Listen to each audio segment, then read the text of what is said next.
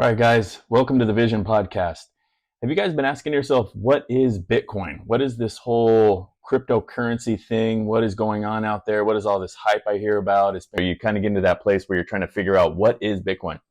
What I'm going to do in this video is 4 different things. I'm going to explain to you briefly what Bitcoin is. Then we're going to go over what money is. And then we're going to go over the past 100 years of money. And then I'm going to give you a revelational epistemological view on that and give you an idea of biblical stewardship on all those topics. So let's get started. All right, so Bitcoin. If we're reading the white paper, what you can actually just get just off the top, let me give it to you what it's written to be, because it can be a lot of different things to a lot of different people. So Bitcoin, a purely peer-to-peer version of electronic cash that would allow online payments to be sent directly from one party to another without going through a financial institution. That's it. You don't have to overcomplicate it. It can get complicated from there, but all it is peer-to-peer electronic cash that doesn't need a bank. That's all it is, right? At its core. And now it's grown to be something a little bit more important, and also it can be used in different ways, which is, I think, where the confusion can come in. So to start, just kind of to give you an idea, I want to give you a definition to hold on to that I use that I think gives it the best umbrella. Digital energy commodity is what it is. It's a digital energy commodity. And you might be wondering, like, okay, where'd the energy thing come in, right? You may have also heard a little bit about Bitcoin mining. And this is important, because I don't want to complicate this. We're going to do this first portion in just a couple minutes. But you got to know what gives it its value, because people will say that a lot, like it has no value, and what it's kind of built upon. So Bitcoin mining is how new Bitcoin comes into the system. So there's the Bitcoin network, which is that electronic peer-to-peer system. And then you have the Bitcoins that are the currency on that system to trade back and forth. Again, just imagine if I wanted to Venmo you some money or Zelle you some money, I got to go through the bank, right? On Bitcoin, if I wanted to send you some money, I go through the Bitcoin network. No banks, no trusted third party, just from me to you. But you could be in Russia and I could be here and I could get it to you as long as we both have an internet connection. Now, what's going on here is the mining, just to give you an idea of why it would be digital energy, right, and a commodity, is the mining is what runs the whole program. So don't think of real mining, even though that can come to mind and they are tied in together. But there's many computers. It could be a desktop computer, or it can be an ASIC, application specific integrated circuit, which mine Bitcoin. That ASIC only mines Bitcoin, but it's just a computer. So all these computers, and there's thousands of them, hundreds of thousands of them around the world, are running the Bitcoin software or the Bitcoin protocol. And it's just verifying transactions, called the blockchain, right? It's just verifying transactions. Might seem simple. That's all they're really doing. At their core, they're verifying a ledger of transactions. Me sending you money, other people sending other people money, and those transactions are verified. And through that verification process, these computers that are running the Bitcoin software and verifying transactions are getting rewarded with Bitcoin. So they're mining Bitcoin. They're getting new Bitcoin. So after a certain amount of transactions are verified, you get rewarded with a small amount of Bitcoin. Now, again, I'm giving you a really, really basic summary here. It's way more complicated, but we don't need to get into that right now. That way we're not over confusing anything, because there's mining pools. There's, how many people are actually mining what transactions, how many transactions are going on. How do we know that's actually real? How do we view the blockchain? Million questions, right? And they're all out there for you to find. But just keep it simple.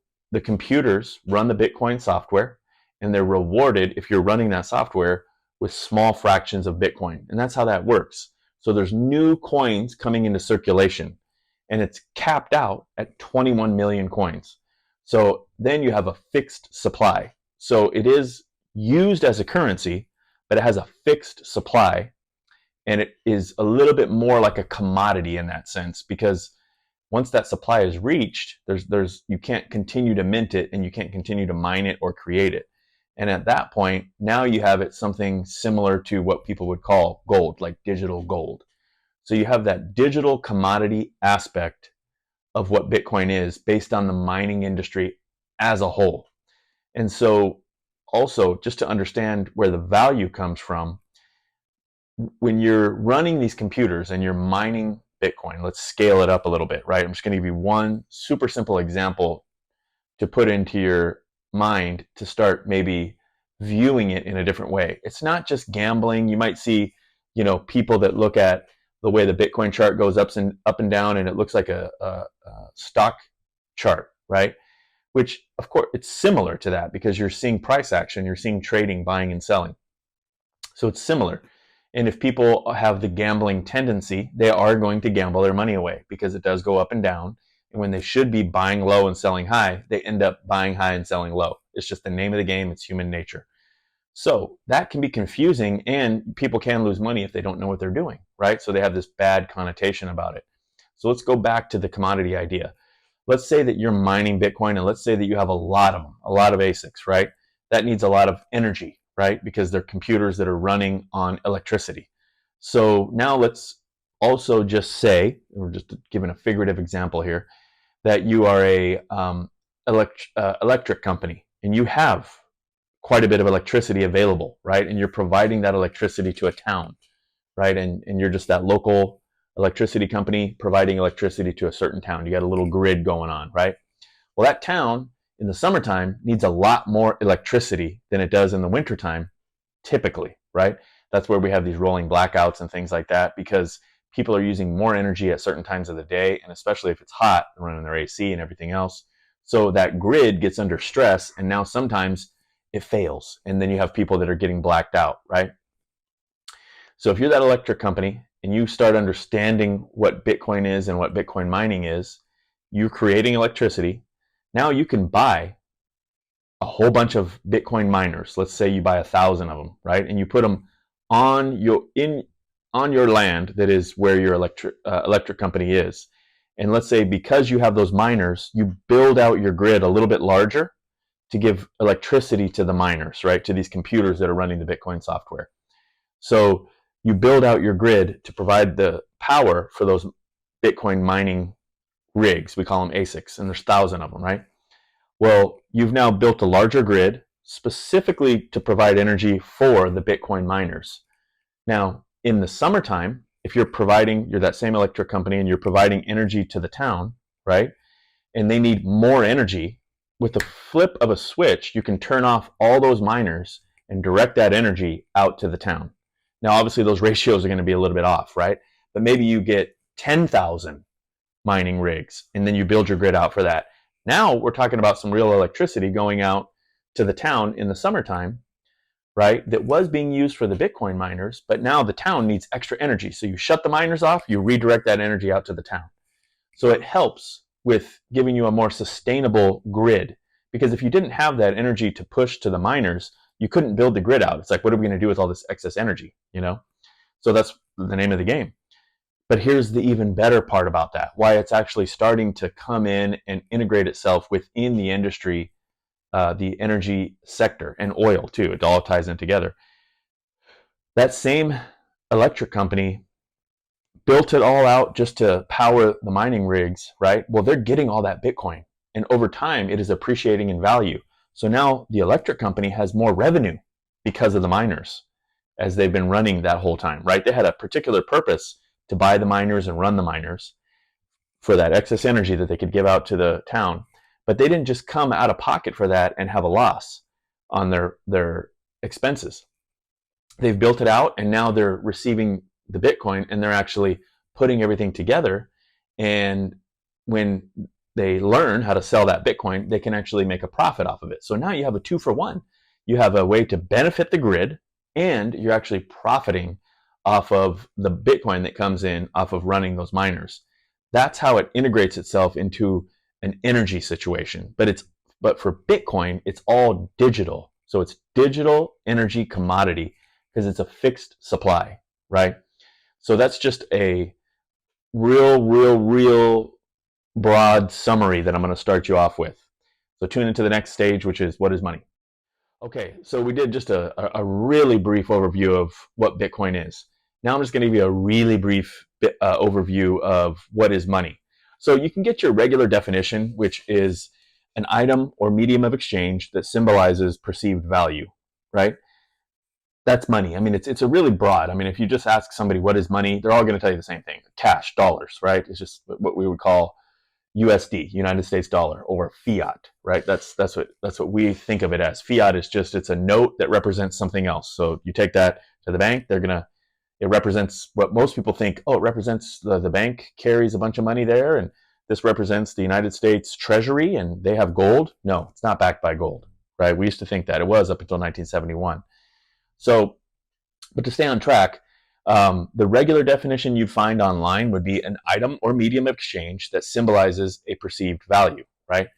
Well, first off, if we were operating off of that, that's fine. But at the same time, we typically imagine that money would have some type of stable value. And for us in the United States, it's as stable as it's going to be. But I think we've all realized recently, maybe in the past few years, that it's stable, but at the same time, something's a little fishy about this whole system, where they're giving out a ton of, stimulus checks throughout the pandemic.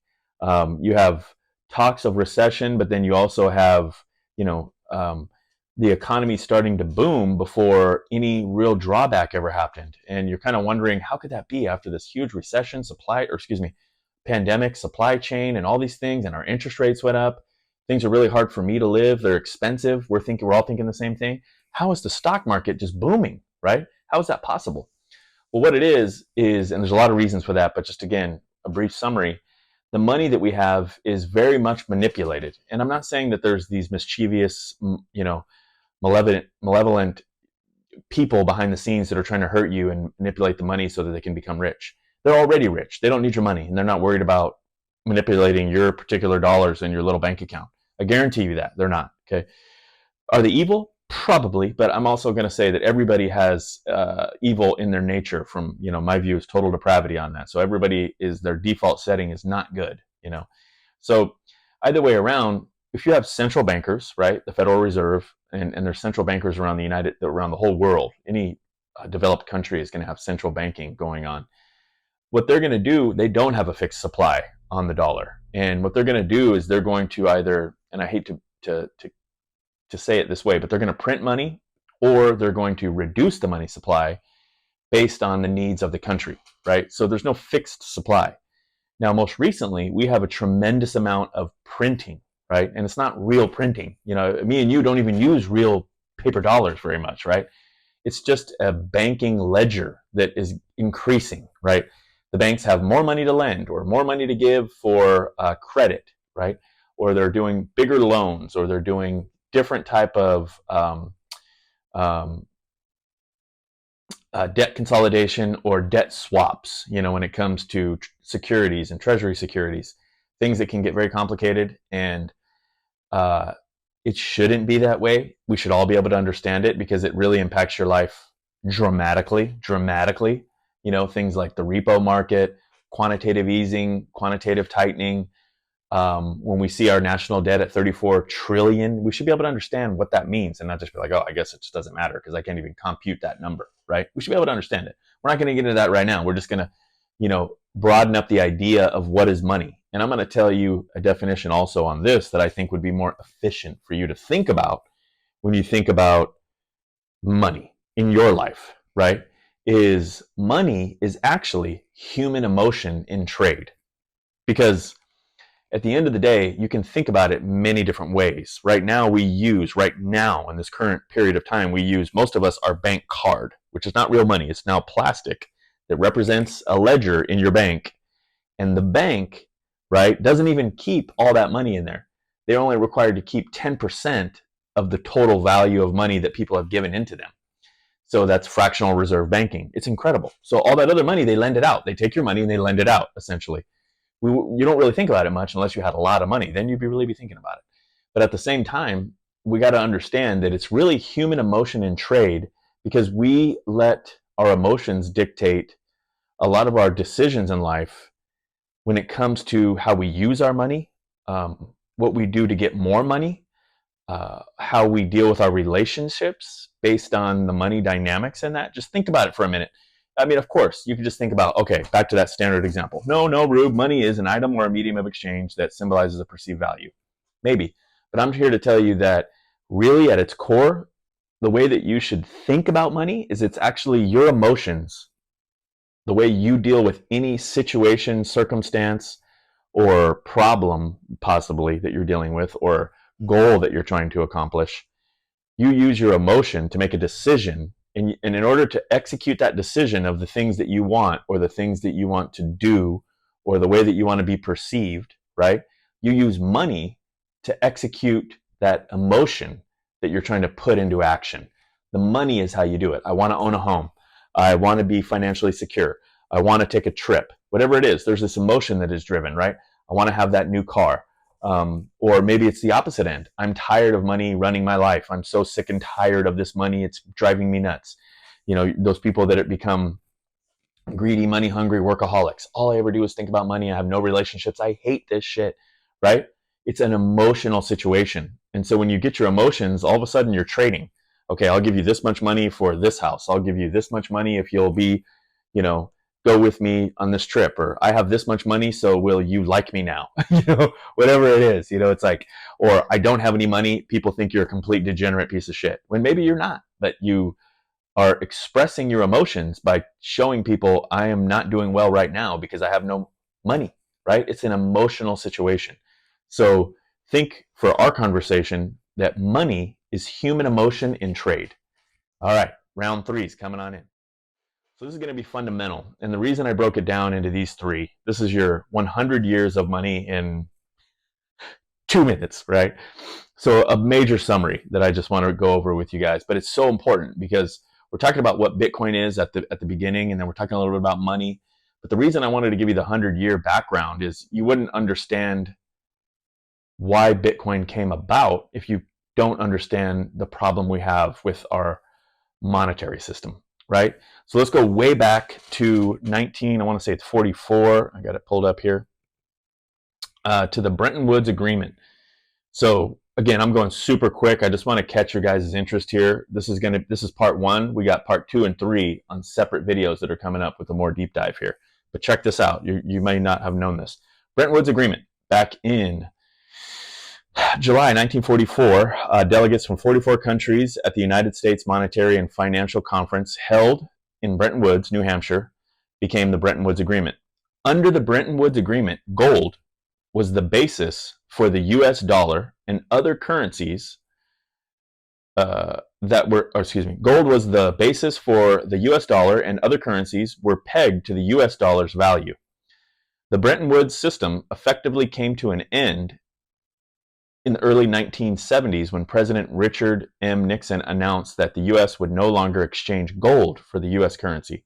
So just at the beginning of that, under the Bretton Woods system, gold was the basis for the U.S. dollar, and other currencies were pegged to the U.S. dollar's value.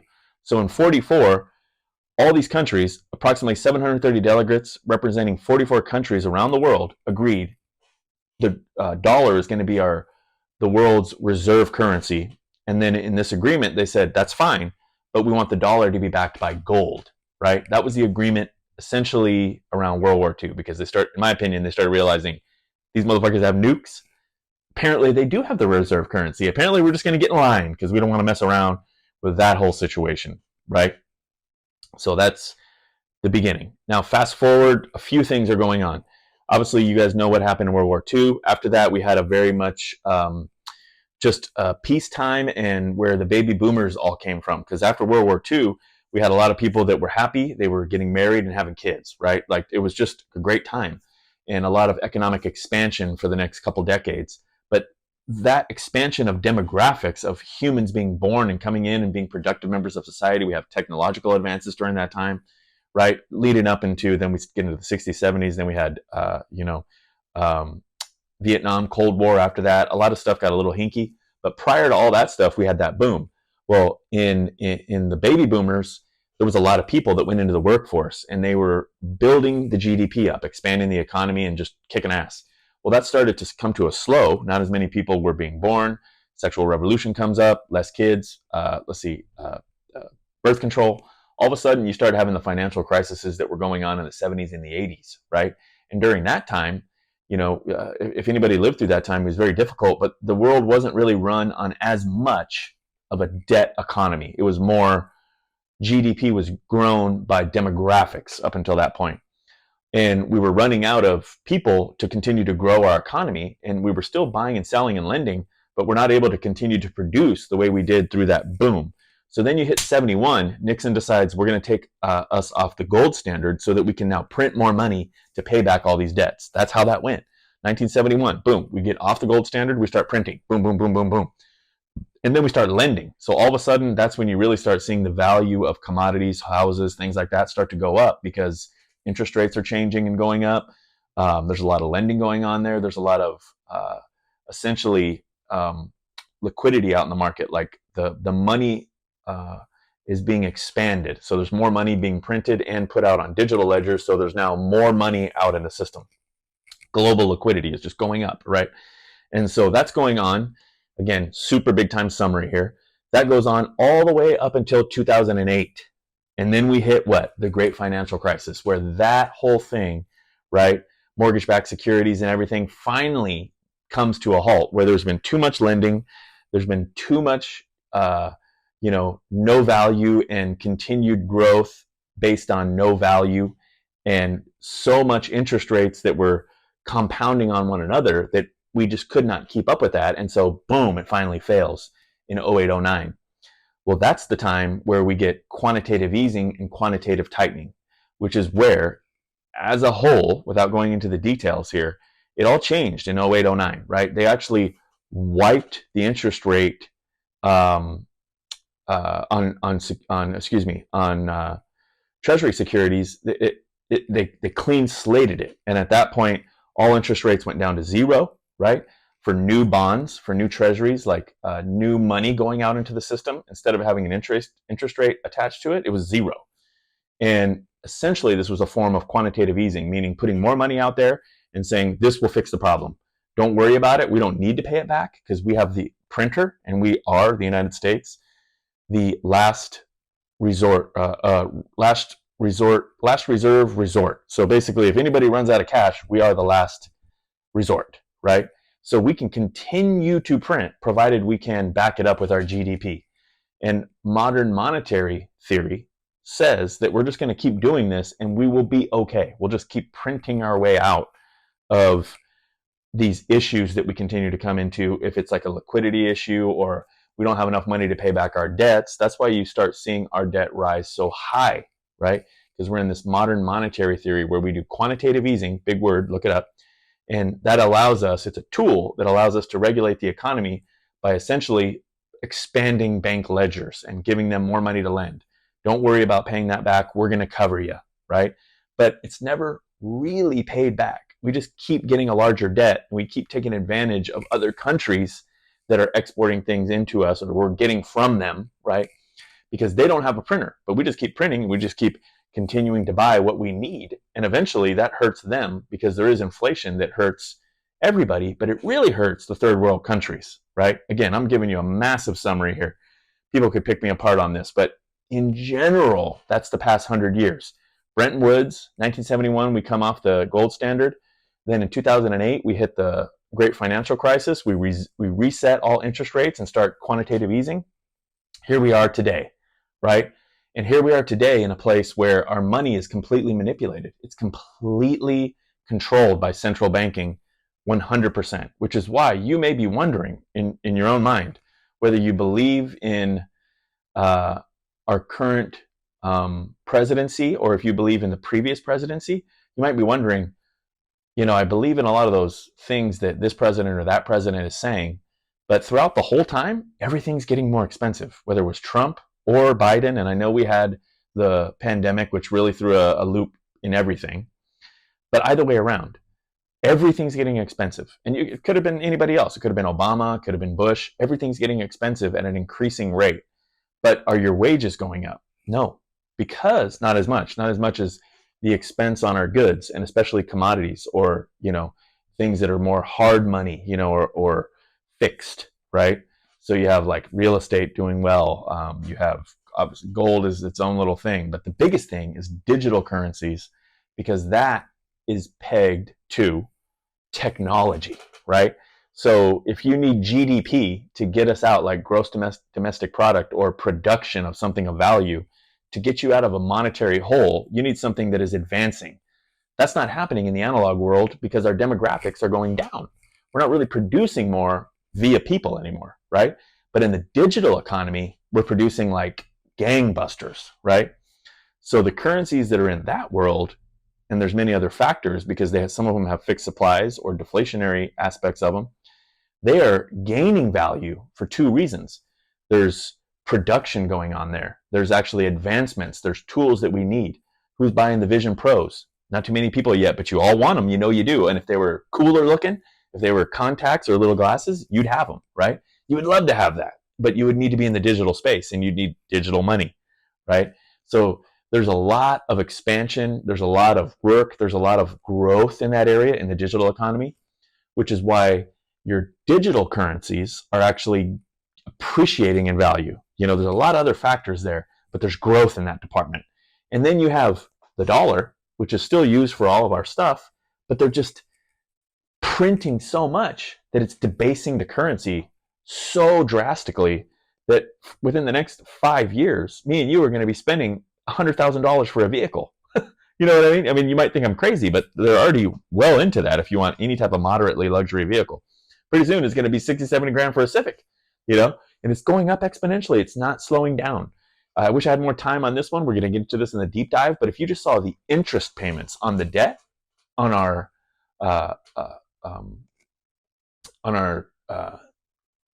debt as a country, it's gone up on an exponential curve. Many people will call this a debt jubilee or a debt spiral, right?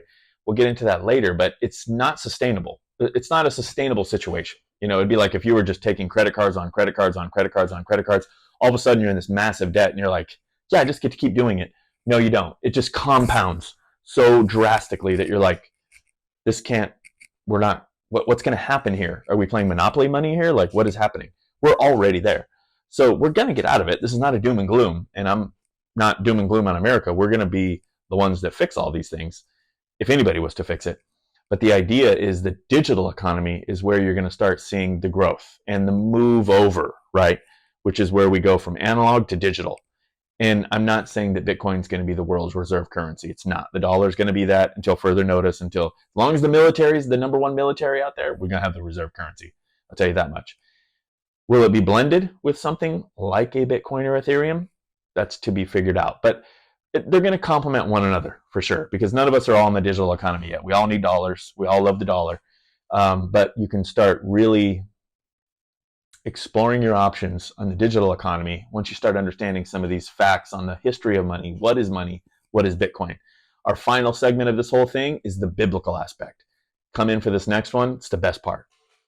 Okay, if you made it this far, man, I'm excited that I still have your attention and that this isn't too boring, because this is my favorite stuff to talk about. I mean, we talk about many other things on this podcast. You know, we're trying to give you vision. You know, we want you to have purpose. We want to give you purpose to that pursuit so that we can create a vision for you. That's the idea behind this whole thing. But this area where we bring in stewardship and monetary understanding money and what God says about money, to simplify it, this is, like, to me, the core of what I want to talk about and what I want to share with everybody and what I hope I have the opportunity to discuss with you guys.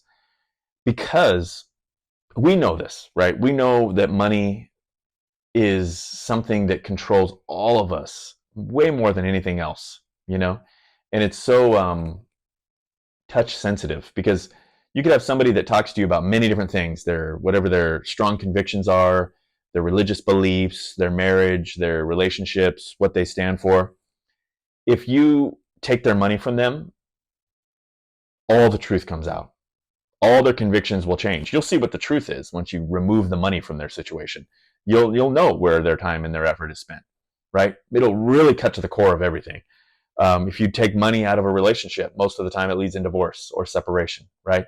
When the money's good, coincidentally, things just seem to be a little easier. People might be a little frustrated with each other, but we'll get over it. We'll go on a trip next weekend. But when there's no money, fuck you, I'm out.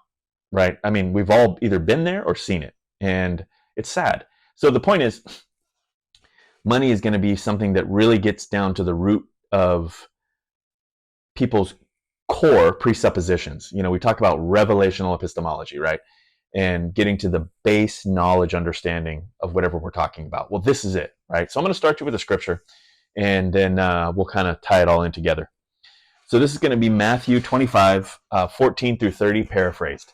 And this is the parable of the talents. So this is Christ talking. It's paraphrased, but I'm going to read all the way through, and then we'll go through it. So what we have here is, starting at the top, for it will be like a man going on a journey who called his servants and entrusted to them his property. To one he gave 5 talents, to another 2, to another 1, to each according to his ability. Then he went away. Now after a long time, the master of those servants came and settled accounts with them. And he who had received the 5 talents came forward, bringing 5 talents more, saying, Master, you have delivered me 5 talents. Here I have made 5 talents more, total of 10. His master said to him, Well done, good and faithful servant. You have been faithful over a little. I will set you over much. Enter into the joy of your master. He also, who had received the 1 talent, came forward. So he was the one that got the least. He only got 1. He didn't get 5. He didn't get 2. He just got 1. He also, who had received the 1 talent, came forward saying, Master, this is just the fundamental part. Master, I knew you to be a hard man, reaping where you did not sow, and gathering where you scattered no seed. So I was afraid, and I went and hid your talent in the ground. Here you have what is yours. But his master answered him, You wicked and slothful servant, you knew that I reap where I have not sown, and gather where I scattered no seed. Then you ought to have invested my money with the bankers, and at my coming I should have received what was mine with interest. So take the talent from him and give it to the one who has 10 talents. And cast the worthless servant into the outer darkness. In that place there will be weeping and gnashing of teeth. All right, so if you've never read this before, again, this is a parable, right? Christ is talking about this fundamental thing, right? Just briefly. Right here, he says, Master, I knew you to be a hard man, reaping where you did not sow and gathering where you scattered no seed. So I was afraid. Okay, summary on this. He's saying, he's questioning the sovereignty of his master, right? And in this, it's a parable. So it's when people question God. This doesn't seem right. You know, things just don't seem right. You know, so I was scared. And this guy, he's saying, I'm scared. I just buried it, right? But that's the same as when we say, I'm not going to look to God for my money. I mean, yeah, maybe I can look to him for some other things, but he's not in control of everything. You know, God can't even explain to me why bad things happen. Why would I put my financial future in his hands? This servant is saying, you do all these things that you shouldn't be doing. I don't even trust you. I'm scared of you, right? He's questioning the integrity, the character, God's standard, right? So by questioning him and then being fearful and slothful, now the separate situation. So he's doubting God, but then now he's stupid because instead of investing the money, he just buries it and just thinks, at least I can give him this back so he doesn't kill me, right? So then the master comes back. He's pissed off at the guy. He takes the talent, gives it to the guy that has 10, gives it to the most. So it'd be like taking somebody who's completely broke, right, and homeless, taking his money and giving it to somebody rich. That's what God is saying he'll do right here.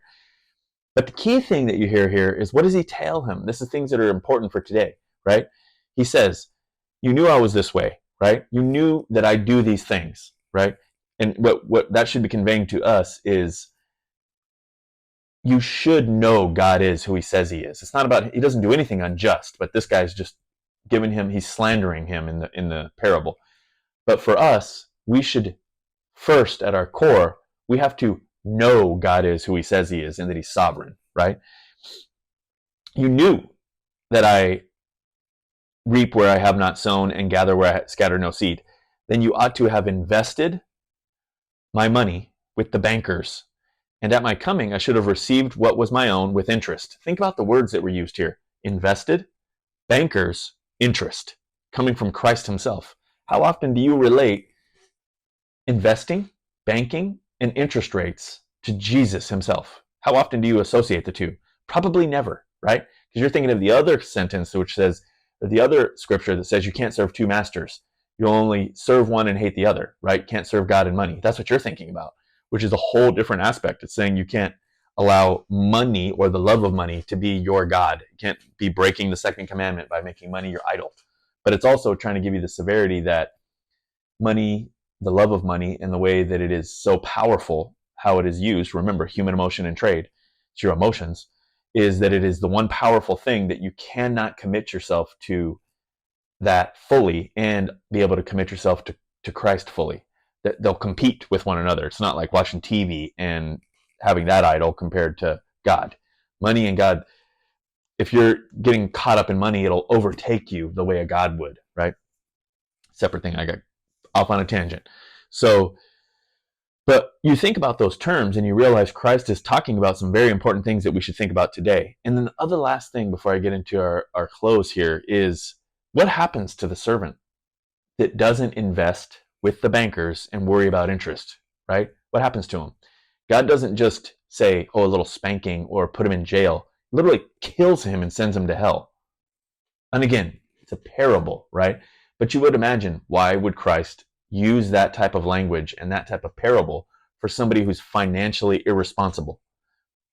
Why would he say that? Because it's super important. Not because you need to be rich. And we're not talking at all about the prosperity gospel here. I'm not saying as a Christian, you get to be blessed and get money. And if God's happy with you, you're going to have a good time. No, I'm saying you might be broke for the rest of your entire life.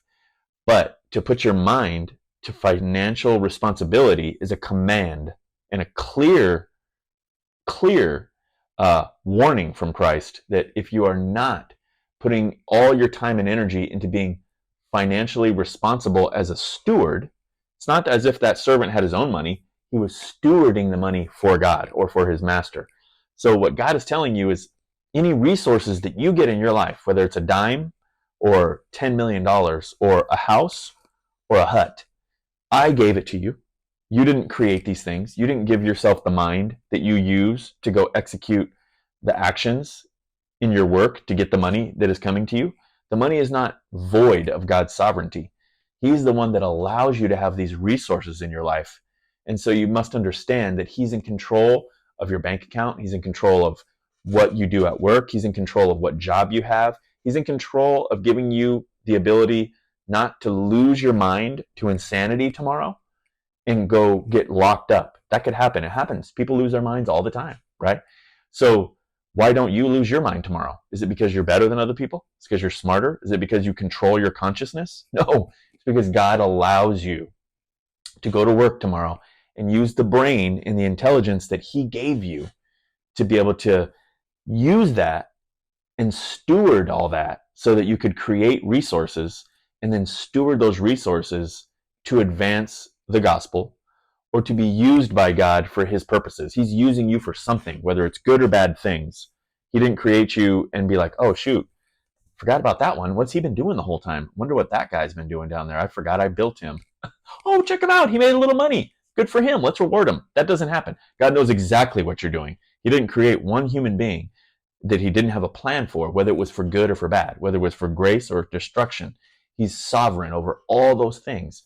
So when you look at this and you think about, what's going on today with Bitcoin, or what's going on today with my bank account, or why am I either struggling or why am I having all this abundance of cash and it's something I don't know what to do with, or maybe you're the other person that has no money and you're like, why is this happening to me?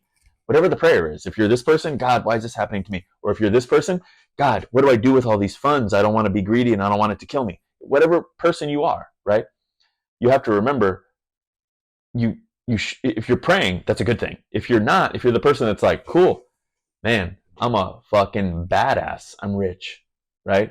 So I'm going to go ahead and give 10% of this to God, and the other 90%, since I created it and I created myself, I'm going to use for pagan activities, but 10% is going to God. Yeah, he'll be happy with me. As you could tell, that's absolutely fucking retarded. And that's what, not even people do that. They think, yeah, I did that because I'm really intelligent. I'm actually, King Kong has nothing on me. So now that I'm financially successful, why would I give any money to God? I pay my taxes. Yeah, I'm just going to go do my own thing. And, hopefully God will be happy with me because I'm trying to be a good person. That's most people, right? Especially if they have money because they're very arrogant. Most, right? But maybe you're the other person who has no money, right? And if you're praying, you're wondering, and a lot of people, I hear this, why would God let this happen to me? I really was trying hard and I prayed and I asked him to bless this and that. What are you talking about, right? God does not owe you money. He doesn't owe you financial security. He doesn't owe you the brain capacity to learn how to make money and responsibly steward it. He might have built you to be the parable, to be the servant that was the one that got one, that buried it, and goes to hell, right? He builds people for that. This is not, he's sovereign over it. He's not out of control over the people that he builds, right?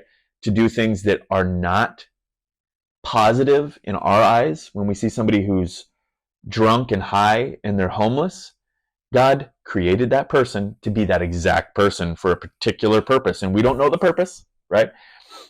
So the idea, though, is he also created the people to be wealthy for their purposes, right? So if you understand he's sovereign, then when you're that person who's thinking, oh no, I am so, financially strapped right now. How could this happen to me? What you should be thinking is, okay, God has me in a place right now where I'm really hurting financially and I don't like it. And I'm hurting other people around me because I either need money from them or I'm taking, something from them, or I'm not able to provide for people that I need to provide for. Something's usually happening if you're in a difficult way financially, right? And what you should be thinking is this: why is God allowing me to go through this?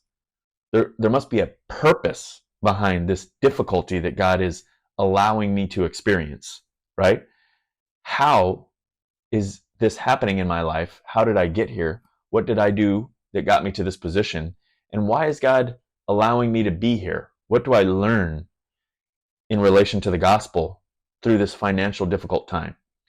You don't say, God, what do I need to do to get out of this time? How have I upset you? What have I done to deserve this? Why is this happening to me? I deserve better. You don't say those things. You deserve not better than that. You deserve whatever God decides to give you through his grace. If we got what we deserved, it would be all bad.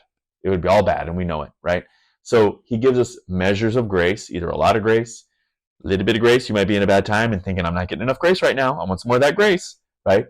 But that's what the way you want to think. You want to think, why is he allowing me to go through this time? And what can I learn here?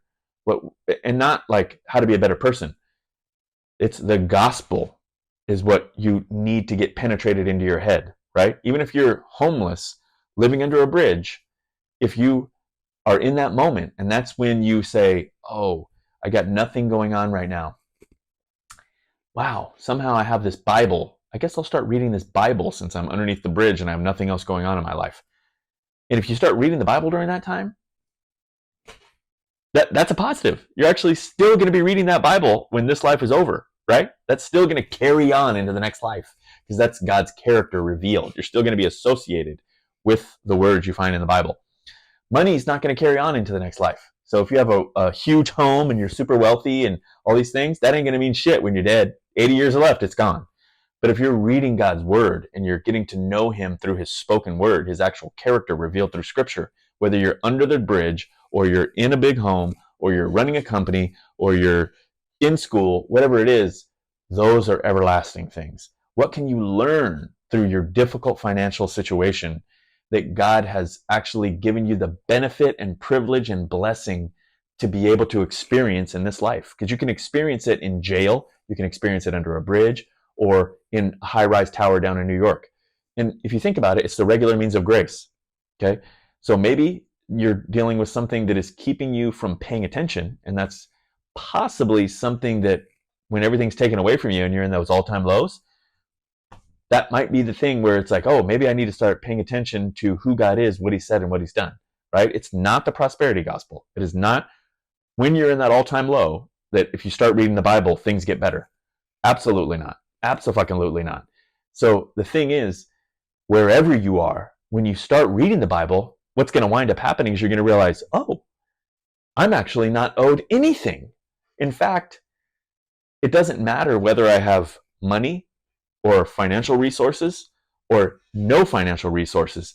I can be put to good use according to God's plan anywhere, in any way, because it's His plan. I don't know what's going on. I just know that I'm here to do whatever God built me to do, whether that's share the gospel in the gutter or whether that is run a company and change the world by one person at a time, and you're impacting everybody like an Elon Musk, right? But there's no gospel there. But if somebody did use the gospel as their method of helping and impacting people the way somebody like an Elon Musk is, that could be huge, right? Of course, it'd be all messed up over time because humans just mess things up. But you could be Elon Musk if he had the gospel as his, like, I always want to use the word hermeneutic, but if that was his understanding of, like, oh, this is what I need to do with all this power, money, and influence, impact people with this, the message of the gospel, that'd be reaching a ton of people, right? But what if you're the person who's, lost their mind to dementia, drug addict on the street, and you're still able to understand the gospel? Because you could. It's very simple. And then you share that with 2 or 3 people. Same difference. It doesn't matter. It's not up to you. You're not in charge of who God impacts through you when it comes to His gospel. If He's going to impact 3 people through you with His gospel, that's His prerogative. If He's going to impact 3 billion people through you with His gospel, that's His prerogative. You don't know. But the idea is the gospel is the constant, right? So whether you're in a tiny spot of shit and things are going terrible, the gospel is the prerogative. Or it's His prerogative, but the gospel is the goal. Whether you're way up here and you're hoping to impact everybody and you're trying to change the world, the gospel is the only way to do it, right? So that's the way to understand stewardship at the core, right? Everything that we do is through that lens of stewardship. Everything that we do has everything to do with stewardship when you really think about it. You're just stewarding this body.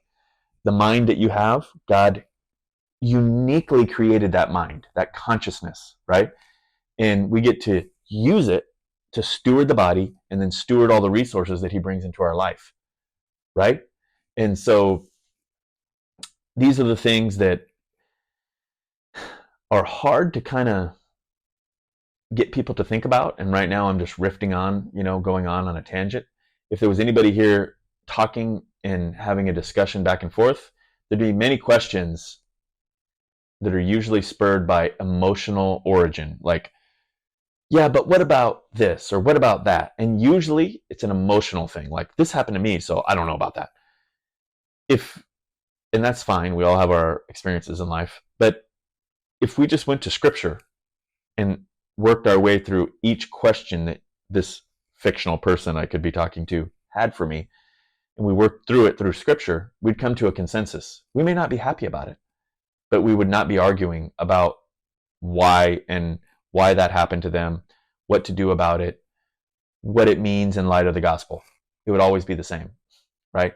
But we always come from an emotional side. So this has been part 1 of the discussion of stewardship. We talked about Bitcoin, money, and then just overarching revelational epistemological topics here at the very end. We got 2 more videos coming in, some commentary, some more of a deep dive, right? That'll be the final one. It's the deep dive.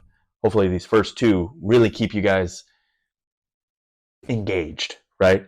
And then the third one is going to be driving it home with a lot more in-depth study and understanding on scriptural context.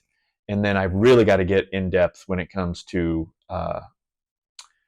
not just crypto, but Ethereum. So I talk about Bitcoin because that's what everybody knows, but I'm really an Ethereum guy. Ethereum really is the way of the future. And I can't wait to get into that and share that with you guys. I've been dying this whole fucking time trying to talk about Ethereum, but I haven't been able to find my way to get into it yet. So hopefully you stick with me, and hopefully I get to share that with you, because I'm telling you, that is going to be the super exciting aspect of the digital realm and cryptocurrencies is Ethereum. That is just going to revolutionize everything. And so That's obviously my opinion, but I'll share it with you and see what you think. All right, you guys have a good one. See you on the next one.